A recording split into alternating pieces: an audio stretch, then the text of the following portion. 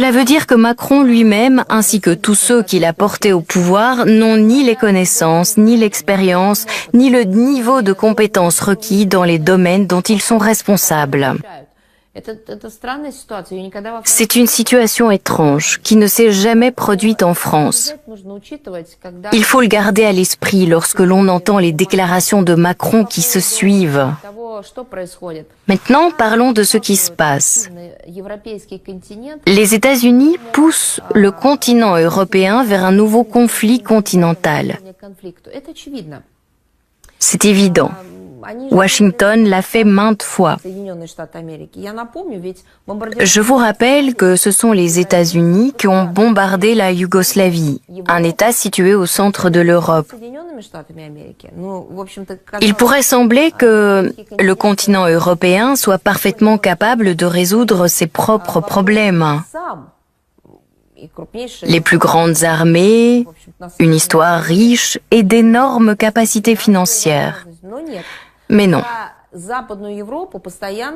C'est Washington qui a constamment pris des décisions pour l'Europe occidentale et a essayé de faire la même chose avec la Russie.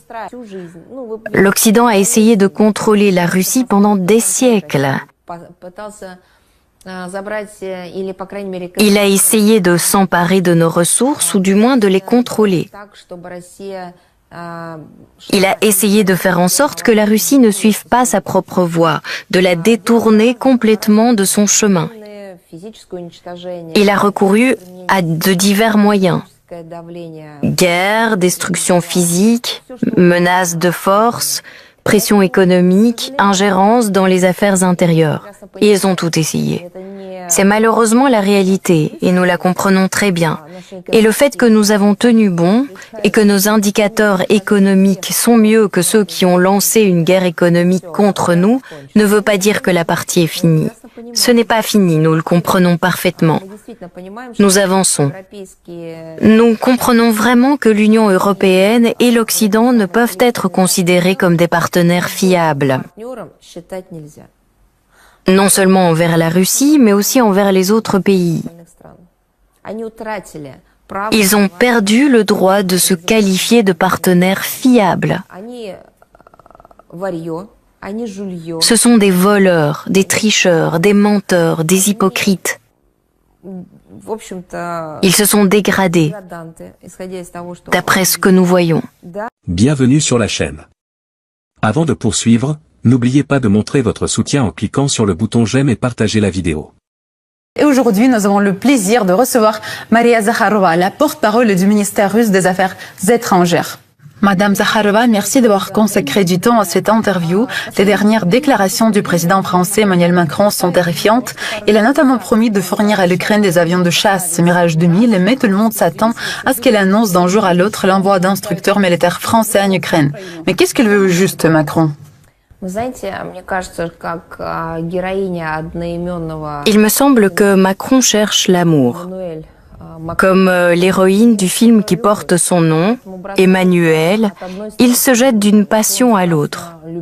Il a passionnément aimé la Russie, puis il a passionnément aimé le régime de Kiev, et il déteste maintenant tout aussi passionnément la Russie. Son autorité est une autorité de rien du tout. C'est une autorité qui ne vaut pas cher. Elle est fondée sur une popularité momentanée. Le nombre de likes, de références à tel ou tel site ne signifie pas que les informations diffusées soient exactes. Il s'agit uniquement d'indicateurs quantitatifs. J'ai l'impression qu'il fait ces déclarations bizarres, controversées, douteuses, même pour l'OTAN, dans un seul but: être constamment en vue. À mon avis, il pense que peu importe ce qu'il dit, peu importe comment il le dit, l'important c'est qu'il y ait des journaux faisant leur gros titre de son nom. L'important c'est que tous les médias internationaux parlent de sa personnalité. J'ai entendu les évaluations de politologues français. Selon eux, Macron cherche ainsi à se paver la voie pour accéder au pouvoir au sein de la Commission européenne ou de l'Union européenne, simplement en augmentant sa cote de popularité par tous les moyens. Je suis d'ailleurs encline à croire qu'il est en effet si égoïste qu'il est prêt à tout mettre en jeu, à savoir l'histoire de la France, le bien-être des Français, la sécurité de la France, uniquement pour ses ambitions de carrière. Ce n'est même pas comparable à Napoléon. Napoléon avait les ambitions d'une véritable personnalité, pour ainsi dire. Nous ne sommes absolument pas des fans de Napoléon. Comme vous savez bien, il a tenté d'envahir la Russie, il est venu à Moscou et l'a incendié. Mais ensuite, des soldats russes l'ont accompagné jusqu'à Paris pour qu'il ne se perde pas. Au moins, il avait des ambitions liées à son pays, qu'est la France. En revanche, les ambitions de Macron ne concernent que lui-même.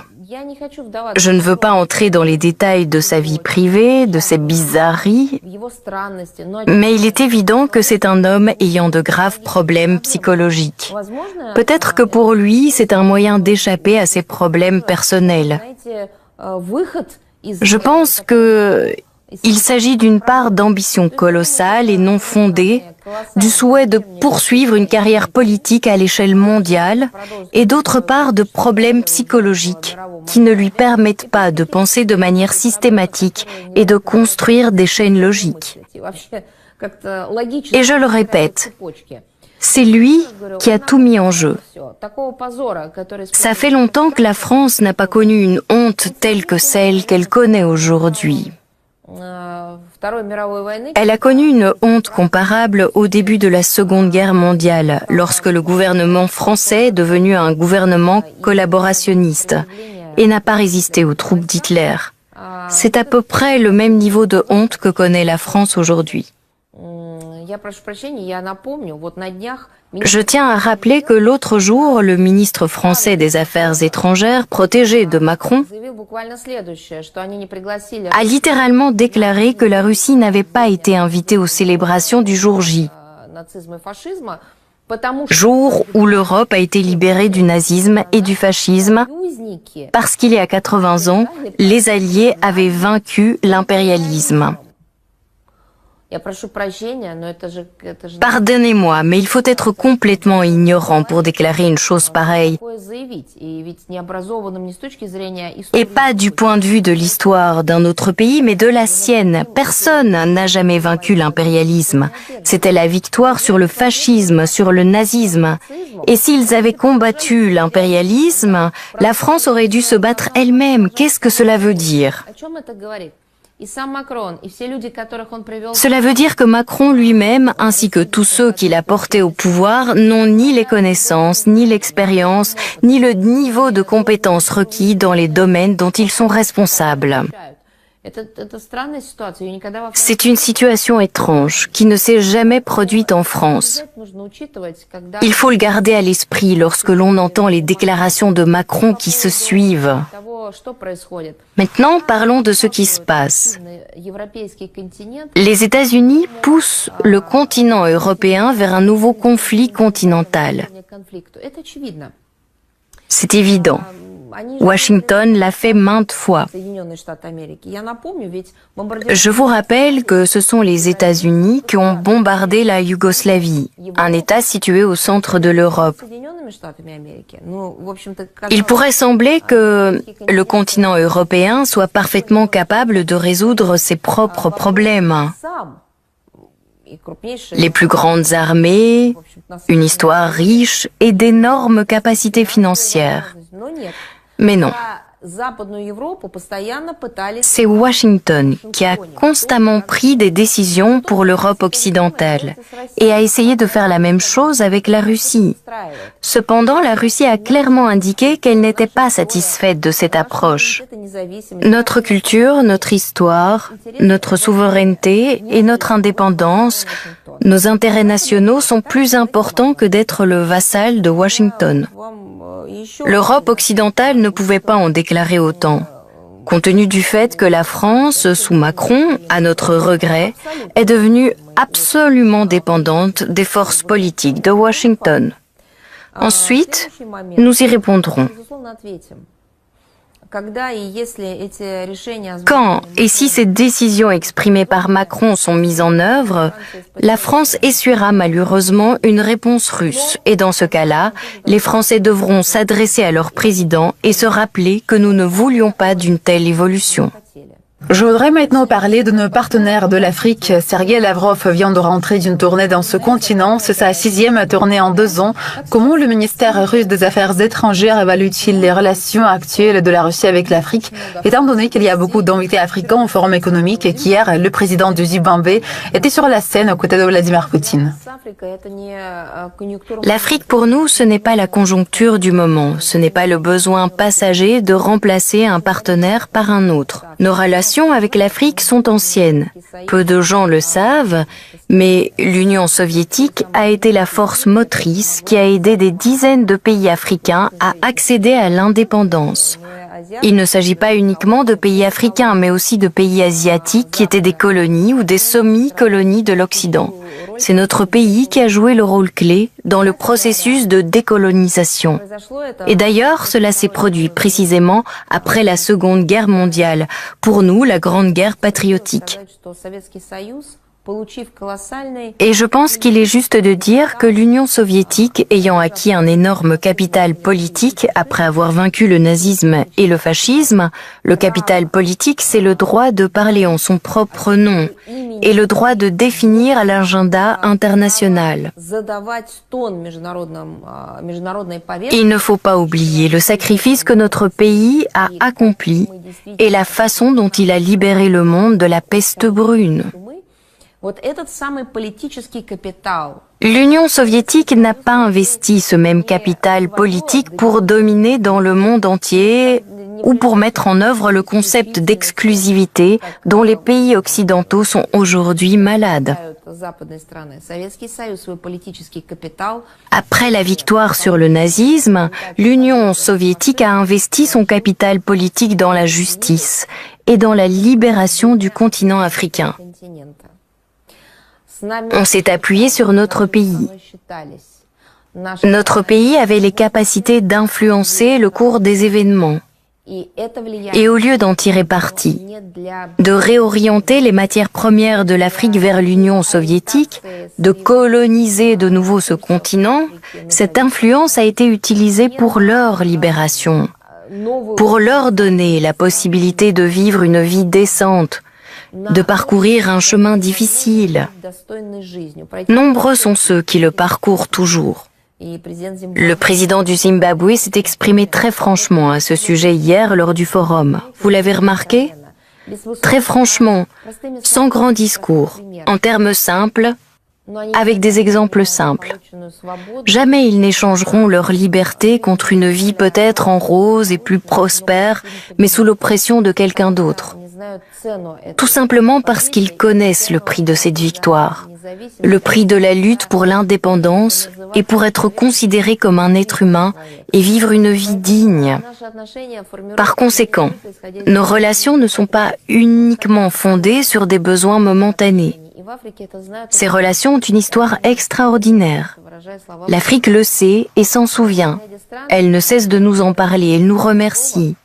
Lors de la tournée africaine de Sergueï Lavrov, plusieurs pays africains nous ont exprimé des mots d'espoir liés au rôle actuel de la Russie sur la scène internationale.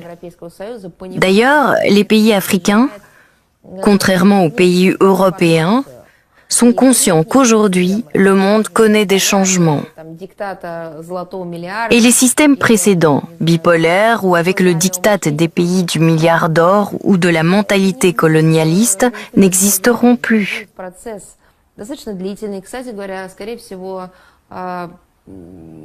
Ce ne sera pas tout de suite, ce sera un processus assez long et fort probablement avec des crises, mais un monde multipolaire et polycentrique émerge, c'est évident. Par conséquent, beaucoup comptent sur la Russie, en espérant que le monde puisse réellement s'engager sur la voie d'une plus grande justice. Le monde ne sera jamais juste. Nous en sommes tous conscients. Mais nous devons avoir en tant que guide la justice et non la déshumanisation, la dictature, la domination, le néocolonialisme, le racisme et la discrimination. Passons aux relations avec l'Afrique. Nous développons des relations bilatérales avec chaque pays africain dans les domaines économiques, commerciaux, financiers, humanitaires, etc. Nous répondons à leurs demandes d'assistance, par exemple dans la lutte contre le terrorisme. Comme vous le savez, les Français, hélas, ont abandonné de nombreux pays après avoir échoué à garantir leur sécurité alors qu'ils avaient promis de le faire. Il s'agit également de demandes d'aide financière. La sécurité alimentaire pour de nombreux pays d'Afrique, ce n'est pas seulement 2 mots dans le texte d'une résolution de l'Assemblée générale. C'est une réalité quotidienne, dont meurent des enfants. Nous aidons et vous êtes probablement au courant de l'aide que nous avons apportée. Le président Poutine l'avait annoncé au Forum de Saint-Pétersbourg l'an dernier en s'adressant aux représentants du continent africain. C'était le 2e sommet Russie-Afrique. C'est pourquoi nos relations bilatérales se développent ainsi que nos relations avec les associations régionales des pays africains. Sur les plateformes internationales, nous avons un bon dialogue, un bel avenir, un avenir prometteur nous attend. Petite question concernant l'économie. Hier, Vladimir Poutine a déclaré, et la salle a applaudi, que la Russie occupait désormais la 4e place en termes de parité de pouvoir d'achat, dévançant l'Allemagne et le Japon. Les experts affirment que c'est grâce aux sanctions que l'économie russe s'est renforcée. La Russie aurait-elle gagné la guerre des sanctions déclenchée par l'Occident? Merci d'avoir choisi l'expression « guerre des sanctions », parce que beaucoup utilisent l'expression « sanctions illégitimes ». C'est joli, mais ça manque de caractère dramatique. La guerre des sanctions, oui. Je dirais aussi une guerre commerciale, car les sanctions ne sont pas imposées pour être imposées, mais pour modifier de manière illégitime et illégale les formes et les modes de relations économiques, l'équilibre d'intérêts et de forces, les routes logistiques existantes, etc. C'est pour ça que des sanctions sont imposées. Donc c'est vraiment une guerre commerciale. Étant donné qu'environ 20 000 sanctions ont été imposées à notre encontre, pensez-y, 20 000. Alors bien sûr, je suis tout à fait d'accord avec la définition guerre commerciale, qui fait partie de la guerre hybride déjà importante de l'Occident contre notre pays. La Russie aurait-elle gagné ou non? Nous avons résisté. Nous nous sommes réorientés aussi rapidement que possible, à mon avis. Nous avons tout fait pour que non seulement nous, mais aussi la communauté internationale, avec nous d'ailleurs, subissions un minimum de dommages et de dépenses. Car la Russie est un acteur responsable, un partenaire responsable, un membre responsable de la communauté internationale. C'est pourquoi nous pensons non seulement à nos intérêts, mais aussi aux intérêts de ceux qui sont comme nous, des membres et des acteurs responsables et épris de paix de la communauté internationale. La Russie aurait-elle gagné ou non? Ce n'est pas une question d'un jour, d'une réaction particulière, mais d'un processus. L'Occident a essayé de contrôler la Russie pendant des siècles. Il a essayé de s'emparer de nos ressources ou du moins de les contrôler. Il a essayé de faire en sorte que la Russie ne suive pas sa propre voie, de la détourner complètement de son chemin. Il a recouru à de divers moyens. Guerre, destruction physique, menaces de force, pression économique, ingérence dans les affaires intérieures. Et ils ont tout essayé. C'est malheureusement la réalité, et nous la comprenons très bien. Et le fait que nous avons tenu bon, et que nos indicateurs économiques sont mieux que ceux qui ont lancé une guerre économique contre nous, ne veut pas dire que la partie est finie. Ce n'est pas fini, nous le comprenons parfaitement. Nous avançons. Nous comprenons vraiment que l'Union européenne et l'Occident ne peuvent être considérés comme des partenaires fiables. non seulement envers la Russie, mais aussi envers les autres pays. Ils ont perdu le droit de se qualifier de partenaires fiables. Ce sont des voleurs, des tricheurs, des menteurs, des hypocrites. Ils se sont dégradés, d'après ce que nous voyons hier, mais d'un processus. L'Occident a essayé de contrôler la Russie pendant des siècles. Il a essayé de s'emparer de nos ressources, ou du moins de les contrôler. Il a essayé de faire en sorte que la Russie ne suive pas sa propre voie, de la détourner complètement de son chemin. Il a recouru à de divers moyens.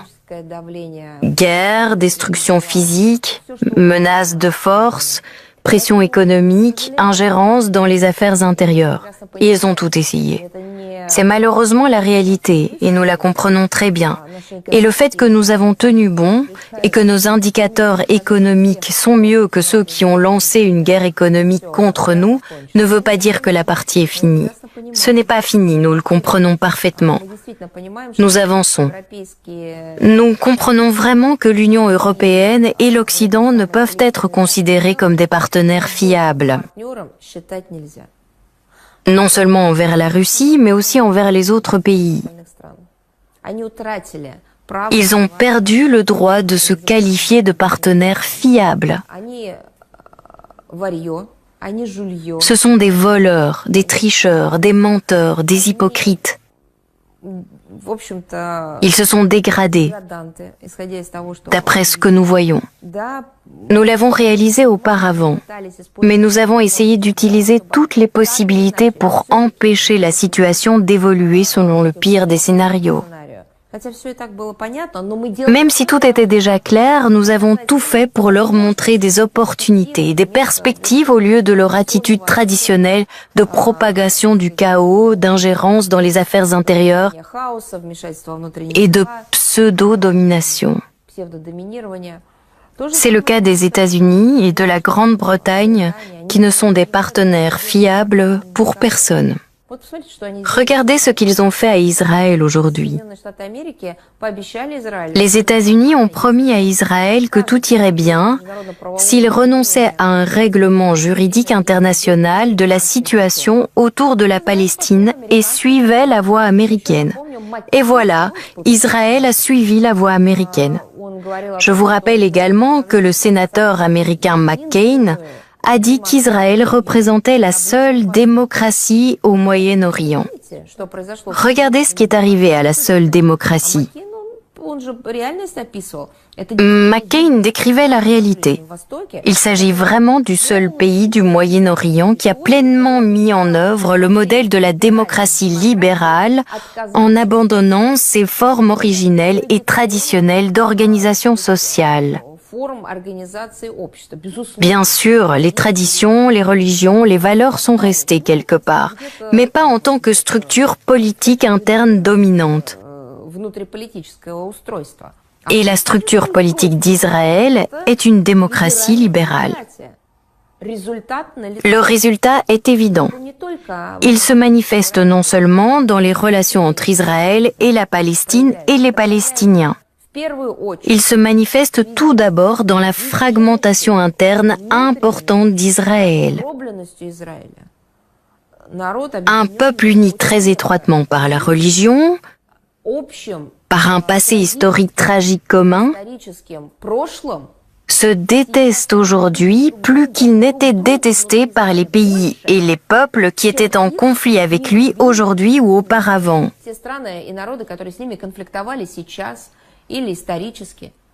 Comment cela est-il possible? Comment se fait-il qu'en Israël, les Juifs haïssent les Juifs parfois plus que les représentants d'autres pays qui se sont battus avec eux? Mais c'est la réalité qui résulte de la démocratie libérale. Merci beaucoup.